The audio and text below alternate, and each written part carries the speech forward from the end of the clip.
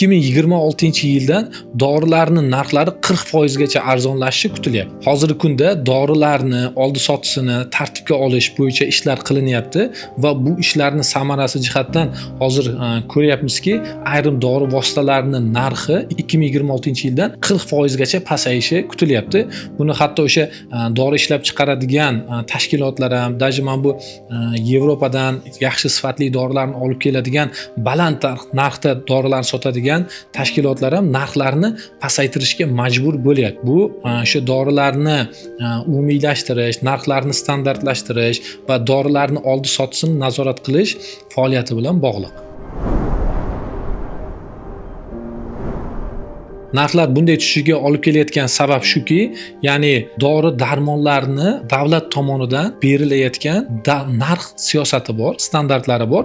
Ya'ni dorilar narxi mana shu me'yordan, ko'rsatkichdan oshmasin deb va natijada dori ishlab chiqarayotgan, dori sotayotgan tashkilotlar, firmalar bu narxlarni o'sha tushirishga majbur bo'ladi, o'zini dorisini sotish uchun. Bo'lmasa dorilarni sota olmaydi ular, o'sha narx me'yoriga to'g'ri kelmasa va natijada narxlarni o'sha tushishiga, sifatli dorilarni arzonroq bo'lishiga erishiladi.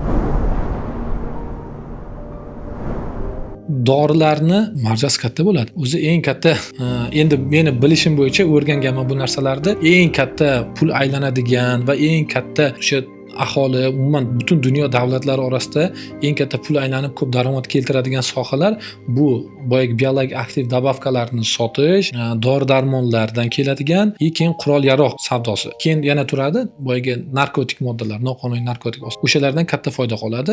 Shular qatorida dori-darmonlar ham kiradi va buni hukumat, davlat narxini nazorat qilishi, bu narxni tartiblashishiga va dori firmalar o'zi juda katta narx qo'ymasligiga olib keladi va natijada narxlar arzonlashadi. Ma'lum bir me'yorga keladi. Ular o'zi xohlagan narxni, katta narxlarni qo'yib tashlay olmay qoladi. Dori-darmonlarni sotish yagona tizimi yo'lga qo'yilyapti. Borib dori-darmon, dori vositalari faqat retsept bilan olinadigan bo'ladi. Bu boshida qiyinchilik tug'diradi. Nimaga? Chunki odamlar va shifokorlar bu narsaga uncha o'rganmagan, elektron retsept. Lekin asta-asta bu narsa tartibli yo'lga qo'yilsa, uje tartibga tushgandan keyin shu retseptda aynan shifokor bemorga mos bo'lgan dorini tarkibini yozishga to'g'ri keladi. Tarkibini yozgandan keyin u ma'lum bir firmalar bilan, dorixonalar bilan ishlolmaydi. Bu nimaga olib keladi?